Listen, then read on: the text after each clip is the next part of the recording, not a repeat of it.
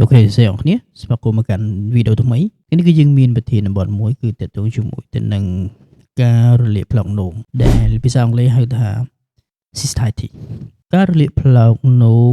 ភាគច្រើនបណ្ដាលមកពីការបង្ករោគដោយពពួកមេរោគបាក់តេរីហើយនេះគឺជាមូលហេតុចម្បងចំនួន7ដែលធ្វើឲ្យមានការរលាកប្លង់នោមទី1មេរោគពពួកបាក់តេរី E. coli ដែលមកពីពោះវៀនទី2សកម្មភាពនៃការរួមភេទទី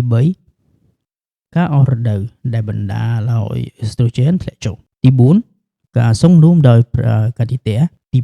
5ការប្រើប្រាស់សារធាតុគីមីដែលមាននៅក្នុងសាប៊ូឬក៏ទឹកស្ពាំរបស់បុរសមានជាតិអាស៊ីតច្រើនហួសហេតុពេកទី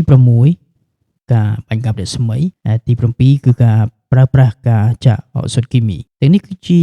7ចំណុចចម្បងដែលបណ្ដាលឲ្យមានការរលាកប្លង់នោមរោគសញ្ញានៃជំងឺរលាកប្លង់នោមមានដូចជាទី1គឺក្តៅខ្លួនស្ទិញអ្នកជំងឺចេះតែមានអារម្មណ៍ក្តៅខ្លួនស្ទិញជាប់រហូតហើយទី2អ្នកជំងឺមានអារម្មណ៍ថាឈឺក្តៅក្រហាយតឹងណែននៅលើថ្ងាសនៃផ្នែកពោះហើយទី3នោមចេញមកក្រៅមានឈាមមកជាមួយទី4ទឹកនោមល្អក់ឬក៏វាមានពណ៌ខ្មៅហើយធំក្លិនឈូលឆ្អេះខ្លាំងមែនតើទី5ឈឺចុកចាប់នៅពេលដែលនោមចេញមកម្ដងទី6នោមញឹកញាប់ពេលឈឺនោមគឺថានោមចេញមកតែម្ដង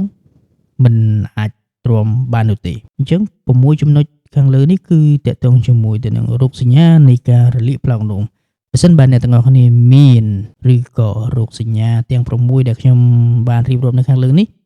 សូមបញ្ញាប់មកជួបគ្រូពេទ្យចុះនៅពេលដែលមានរោគសញ្ញានេះហើយថាតើធ្វើដូចម្តេចដើម្បីបញ្ជាក់ថាការរលាកប្លង់នោមទាំងអស់នោះមានលក្ខណៈខ្លាំងឬក៏ស្នើកម្រិតណាតែគេត្រូវធ្វើរោគវិនិច្ឆ័យបានយ៉ាងដូចម្តេចចំពោះការធ្វើរោគវិនិច្ឆ័យគឺផ្ដោតទៅលើការសួរនាំ history របស់អ្នកជំងឺបូករួមជាមួយនឹងការធ្វើ physical examination ផងដែរហើយបន្តមកទៀតគឺត្រូវធ្វើការពិនិត្យទឹកនោមដែលនៅក្នុងទឹកនោមយើងធ្វើ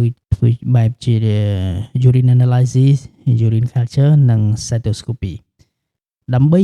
ស្វែងរកគ្រាប់ឈាមសគ្រាប់ឈាមក្រហមញែកឲ្យច្បាស់ពីបាក់តេរីដើម្បីប្រើប្រាស់ថ្នាំសម្លាប់មេរោគបាក់តេរីទាំងនោះហើយព្រមទាំងឲ្យដឹងថាតើការរលាកប្លង់នោមនេះទើបតែកើតឡើងថ្មីឬក៏វាកើតឡើងមកជាយូរណាស់មកហើយបន្តមកទៀតគឺយើងត្រូវធ្វើ ultrasound ឬក៏ CT scan ដើម្បីកំណត់ការរលាកនៅត្រង់កន្លែងណាខ្លះហើយទំហំនៃប្លង់នោមតើវាឡើងក្រាស់ប៉ុណ្ណាចំពោះការព្យាបាលវិញគឺត្រូវប្រើថ្នាំសម្រាប់មេរោគបាក់តេរីថ្នាំបំបាត់ការឈឺចាប់ហើយអ្នកជំងឺត្រូវញ៉ាំទឹកឲ្យបានច្រើនដើម្បីរុញច្រានមេរោគបាក់តេរីនោះឲ្យចេញមកខាងក្រៅជៀសវាងការញ៉ាំកាហ្វេគ្រឿងស្រវឹងនិងអាហារដែលមានជាតិជូរហឹរនិងអាហារផ្អាប់ជាដើមចំណែកឯការការពារវិញគឺត្រូវឲ្យអ្នកជំងឺញ៉ាំទឹកឲ្យបានច្រើនកុំទុកនោមយូរពេកតែនេះគឺការសម្អាតរបស់នារីឬក៏ស្ត្រីពីព្រោះនៅពេលដែលគាត់ជូតមិនបានត្រឹមត្រូវបើសិនបើការជូតរបស់គាត់នៅពេលដែលគាត់ចេញពីបន្ទប់បងឬក៏បន្ទប់ទឹកគាត់ធ្វើការជូតសម្អាតនៅកន្លែងតំបន់ពិសេសរបស់គាត់មិនបានត្រឹមត្រូវឧទាហរណ៍គាត់បានជូតពីក្រោយមកមុខមានន័យថាគាត់បាននាំមេរោគ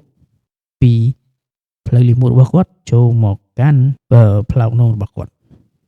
អញ្ចឹងការជូតសម្អាតនេះគឺពិតជាសំខាន់មែនទែនសម្រាប់ស្ត្រីគឺយើងត្រូវជូតពីខាងមុខទៅខាងក្រោយដោយប្រើកណ្ដាលអនាម័យស្អាតទាំងនេះគឺជាវិធីការពារបើសិនបើលោកអ្នកទើបតែតាមដាននៃ channel របស់ខ្ញុំនេះទេសូមមេត្តាជួយ subscribe នៅ channel របស់ខ្ញុំនេះផងដើម្បីអ្នកទាំងអស់គ្នាទទួលបានបទពិសោធន៍ក៏ដូចជាគន្លឹះនៅក្នុងការថែទាំសុខភាពនិងការការពារសុខភាពរបស់លោកអ្នកនៅពេលនេះខ្ញុំសូមអរគុណសូមជម្រាបលា